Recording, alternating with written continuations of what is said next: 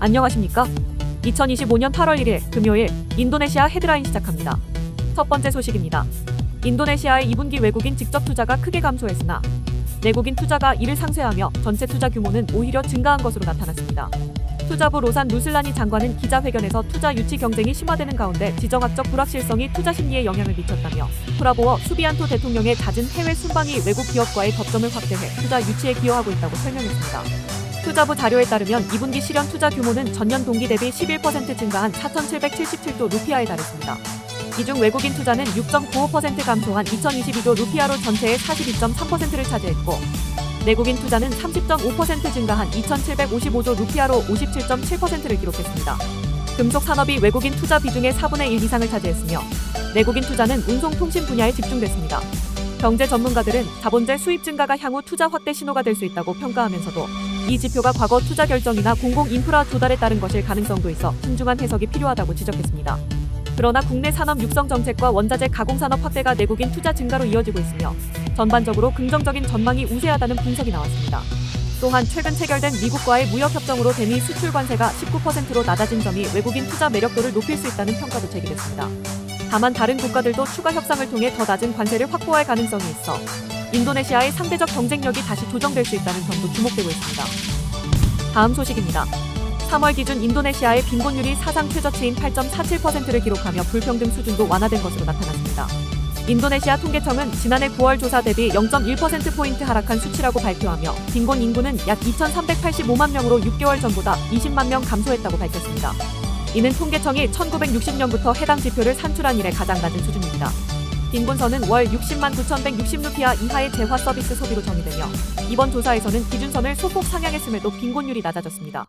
통계청은 또한 처음으로 극빈층 지표를 공개했는데 3월 기준 극빈율은 0.85%로 약 238만 명에 해당하며 2020년 2.83%에서 꾸준히 감소했습니다. 정부는 내년까지 이 수치를 0.5% 이하로 낮추는 것을 목표로 하고 있습니다. 그러나 일부 언론과 전문가들은 이번 수치가 현실을 충분히 반영하지 못한다는 비판을 제기하고 있습니다. 특히 국가 빈곤선 자체가 낮아 실제 생활비와 괴리가 있다는 지적입니다. 세계은행이 사용하는 구매력 기준으로 환산한 국제 빈곤선은 더 높아 이를 적용할 경우 인도네시아 빈곤율은 공식 수치보다 훨씬 클 수 있다는 분석도 나옵니다. 한편 정부는 빈곤선 재정의를 검토 중이며 국가경제위원회를 중심으로 통계청과 국가개발기획청 등이 협의해 새로운 기준을 마련하고 있습니다. 이와 함께 지니계수는 0.375로 단연간 최저치를 기록하며 불평등 완화 흐름을 보였습니다. 다만 향후 기준 조정이 이뤄질 경우 추후 발표될 빈곤율 수치에도 변화가 생길 가능성이 제기되고 있습니다. 다음 소식입니다. 인도네시아 쇼핑몰에서 방문객 수는 늘고 있지만 실제 구매로 이어지지 않는 현상이 뚜렷해지고 있습니다. 매장을 둘러보고 문의만 하는 소비자가 많아지면서 유동 인구와 매출 간 격차가 확대되는 모습입니다. 이 같은 현상은 중산층 소비 행태의 변화를 보여줍니다. 소비자들은 여전히 쇼핑몰을 방문하지만 물건보다는 외식, 영화, 놀이시설 등 경험 중심의 지출을 선호하고 있습니다. 통계에 따르면 2025년 1월에서 5월 경험 소비는 전년 대비 102% 늘어난 반면 패션, 가전 등 제품 소비는 62.5% 증가에 그쳤습니다.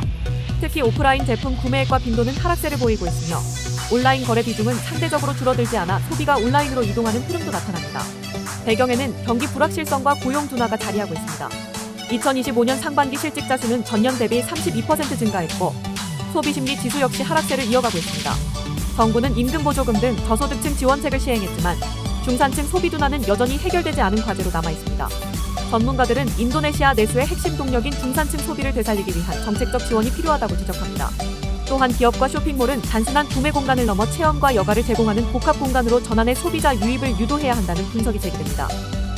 다음 소식입니다. 인도네시아에서 지방자치단체장 직선제 폐지 논의가 다시 불거지고 있습니다.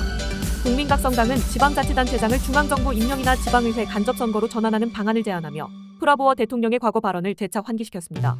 이번 제안은 국민각성당 창당 27주년 행사에서 뮤하이민 이스칸다르 당대표가 직접 언급하면서 다시 주목받고 있습니다. 직선제는 1998년 수하르토 정권 붕괴 이후 개혁의 일환으로 2005년부터 시행되어 왔습니다. 그러나 프라보워 대통령은 취임 2달도 채 되지 않은 지난해 말 지방선거 비용이 국가와 후보자 모두에게 과도한 부담을 준다며 직선제의 효율성을 문제 삼은 바 있습니다. 이후 그린드라당, 골카르당, 나스뎀당 등 여당 성향 정당들이 잇따라 동조하며 논의가 확대됐습니다. 이 같은 움직임은 최근 헌법재판소의 결정 이후 다시 주목받고 있습니다. 헌재는 2029년부터 대통령, 국회의원 선거와 지방선거를 2년 반 간격으로 따로 치르도록 판결했습니다. 쉽게 말해 한 차례는 대통령과 국회의원을 뽑고 2년 반 뒤에 지방자치단체장을 뽑는 식으로 선거가 분리되는 것입니다. 이 결정은 지방선거의 직접선거 구조를 유지해야 한다는 해석으로 이어져 직선제 폐지 가능성에 제동을 건다는 평가가 나옵니다. 한편 직선제 폐지를 둘러싼 논란은 민주주의 후퇴 우려와 비용 절감 명분 사이에서 첨예하게 대립하고 있습니다. 여당 일부는 여전히 법적 해석 여지를 검토 중이며 국회 차원의 공식 입장은 아직 발표되지 않았습니다. 이번 논의가 향후 인도네시아의 지방정치 구조와 민주주의 수준에 어떤 영향을 미칠지 주목됩니다. 다음 소식입니다. 인도네시아 중부 자바주 페말랑에서 논란의 성직자 리지크가 참석한 종교 행사 도중 두 무리 간 충돌이 발생해 최소 15명이 부상했습니다. 충돌은 리지크 참석에 반대하는 단체와 그를 지지하는 연합이슬람전선 회원들 사이에서 벌어진 것으로 알려졌습니다. 참고로 리지크는 과거 자카르타 주지사 퇴진 시위를 주도하며 종교 갈등을 촉발한 인물로 그의 단체는 2020년 국가 이념인 판차실라를 위반했다는 이유로 해산됐습니다. 이후에도 리지크는 강경 설교와 정치 활동으로 지지와 비판을 동시에 받으며 인도네시아 내 대표적 논란 인물로 남아있습니다. 경찰에 따르면 리지크 반대 측은 행사 이전부터 참석에 반대 입장을 밝혔으며 당국은 지지 측과 함께 중재회의를 열어 평화 유지와 질서 준수를 조건으로 행사 진행에 합의했습니다. 그러나 23일 오후 11시경 리지크가 행사장에 도착하자 긴장이 고조되며 양측 간 물리적 충돌이 발생했습니다. 현장 영상에는 양측이 나무막대, 대나무, 돌 등으로 서로를 공격하는 모습이 포착됐습니다. 충돌은 무대에서 약 50m 떨어진 곳에서 30분가량 이어졌으며 부상자 15명 가운데 11명은 양측 회원이고 4명은 경찰관으로 확인됐습니다. 부상자들은 인근 병원에서 치료를 받고 있으며 페말랑 군수는 치료비 전액을 지원하겠다고 밝혔습니다. 경찰은 이번 사건의 선동자를 조사 중이라며 지역 주민들에게 평정을 유지하고 폭력 사태 재발을 막기 위해 협조를 요청했습니다. 다음 소식입니다. 자카르타 남부 따만 투링 시장에서 대형 화재가 발생해 552개 노점이 불에 탔습니다. 이번 화재는 최근 몇 년간 수도에서 발생한 최악의 시장 화재 중 하나로 꼽히며 전기 합선이 원인일 가능성이 제기되고 있습니다. 화재는 22일 오후 6시쯤 시장 중앙부의 폐쇄된 노점에서 시작돼 빠르게 번졌습니다. 소방당국은 화재 진압을 위해 소방차 35대와 인력 188명을 투입해 7시간 만에 진화를 완료했습니다. 인근 수원 접근이 어려워 진화 작업에 난항을 겪었으며 현재 정확한 화재 원인은 조사 중입니다. 당국은 붕괴 위험이 있어 상인들의 출입을 통제하고 있습니다. 프라모노 아눔 자카르타 주지사는 인명피해가 없다고 밝히며 시장 재건을 약속했습니다. 해당 시장은 지역 상권의 핵심 시설로 피해액은 수십억 루피아에 달할 것으로 추정됩니다. 현장 상인들은 전 재산을 잃고 막막한 심정을 전했습니다.